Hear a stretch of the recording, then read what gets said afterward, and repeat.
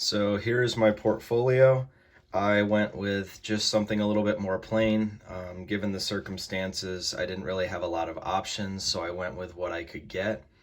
Um, when I was filling this out, I decided that it would be best to only include pieces that I thought were fitting.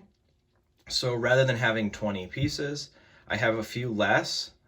I'm not sure the exact number, but I included mainly my portraiture, or pretty much only my portraiture, just for the sake of cohesiveness.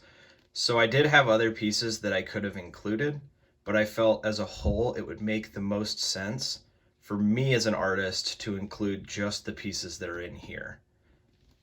So I'll just flip through it and let you see kind of how I formatted everything.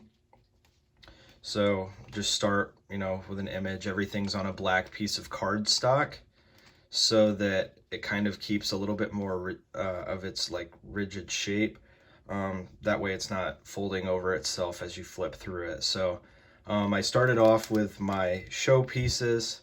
I did the best I could as far as printing quality goes. There was some difficulty with that. I didn't have access to professional printing, so I had to use a printer at home. When all of this is said and done, I'll fill this up with higher quality prints.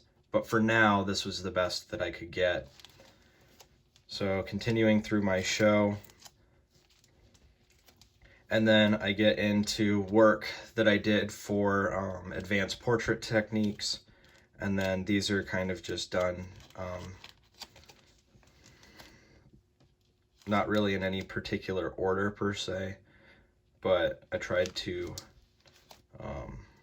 keep everything a little bit more balanced by having that same black border around each piece. And then these are a couple of pieces that I did. This one for a earlier painting class, and then this one was done for a family member. So what I tried to do was print each piece as large as possible.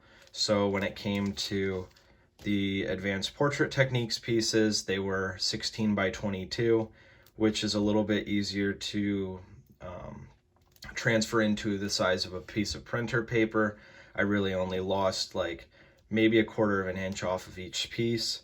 And then as far as my show pieces, I printed those so that they were from the top of a piece of basic printer paper to the bottom. Those were also printed on cardstock just because I didn't want them to fold up either. But as a whole, I think everything turned out pretty well. And as I continue, there's plenty of pages left, so as I finish pieces, I'll be adding them to this. But for now, I think that this was a good start. So